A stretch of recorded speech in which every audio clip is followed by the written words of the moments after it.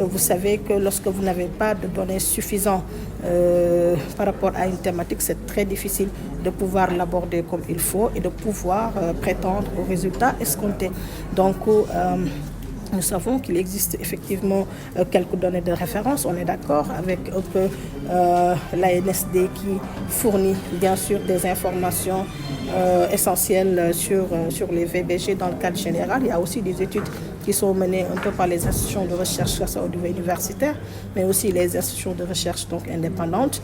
Mais au-delà de ça, et aussi par des ONG, au-delà de ça, vous comprenez qu'il est très difficile d'avoir globalement des données exactes sur les violences basées sur le genre en prenant en compte l'aspect intersectionnel, en prenant en compte la diversité, en prenant en compte en tout cas toutes les disparités de genre qui accompagnent un peu ces violences basées sur le genre.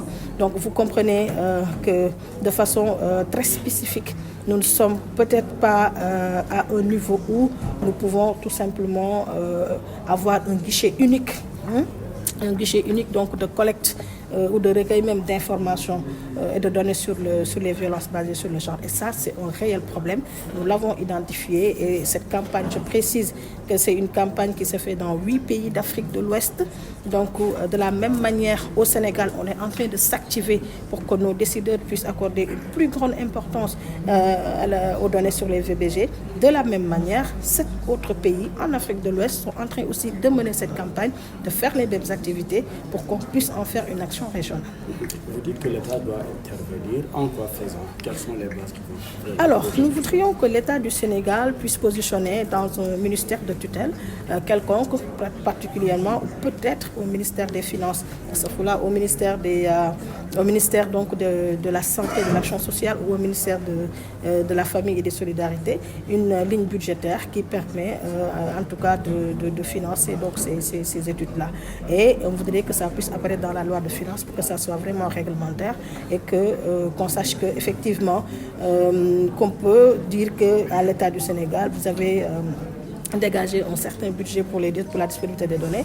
Et là, en termes de redevabilité, bien sûr, on pourra toujours être en mesure de demander à l'État un peu d'avoir plus d'éclaircissement sur cette question, ce manquement qu'on puisse avoir, cette insuffisance en ce qui concerne les données sur les VBG. Après une année d'activité, quel est le ratio sur les violences faites sur les femmes?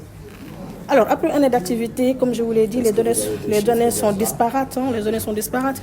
J'ai rappelé hier dans une rencontre qu'on a eue avec les responsables donc, de la presse que peut-être à part l'étude qu'on a eue en 2016 par ONU Femmes, faite par l'ANSD, qui est vraiment un document de référence, on n'a pas encore véritablement de chiffres. Donc aujourd'hui, même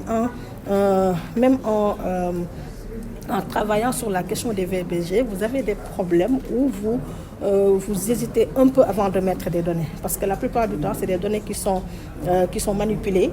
Et quand je dis manipulées, je veux dire par là que la manipulation de données sur les VBG peut être dangereuse. Par exemple, si ce n'est pas des données qui proviennent, par exemple, de sources sûres.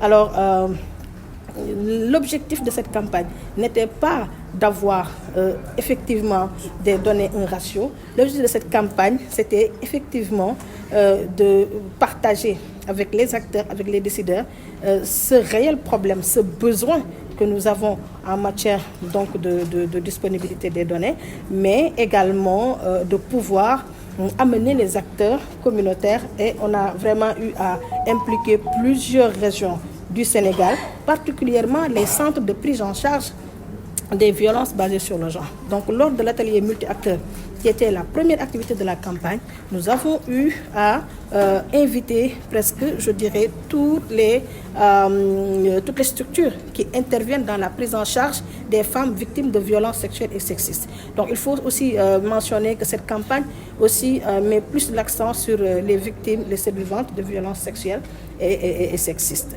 Donc, l'objectif de cette campagne n'était pas de travailler sur des chiffres L'objectif de cette campagne, c'était vraiment d'amener ces acteurs-là à aussi intégrer cette campagne, l'objectif de cette campagne dans leur plaidoyer. Parce que nous comprenons également que nous avons besoin que la communauté porte aussi cette, ce plaidoyer afin que l'État puisse vraiment être beaucoup plus dans l'urgence ou en faire une question extrêmement prioritaire. Sachant également que vous le savez tous, au Sénégal, il y a 2 problèmes majeurs en matière de prise en charge ou en matière même d'élimination des violences basées sur le genre. Il s'agit effectivement de la question de la prise en charge holistique, effectivement des personnes qui sont victimes donc, de violences sexuelles et sexistes. Mais au-delà de ça, il y a aussi la question des données. Donc voilà un peu le travail qu'on a fait au niveau régional. Et après cela, on a choisi de travailler sur un seul défi partout en Afrique de l'Ouest et on a choisi de travailler sur le défi par rapport aux données sur les VBG.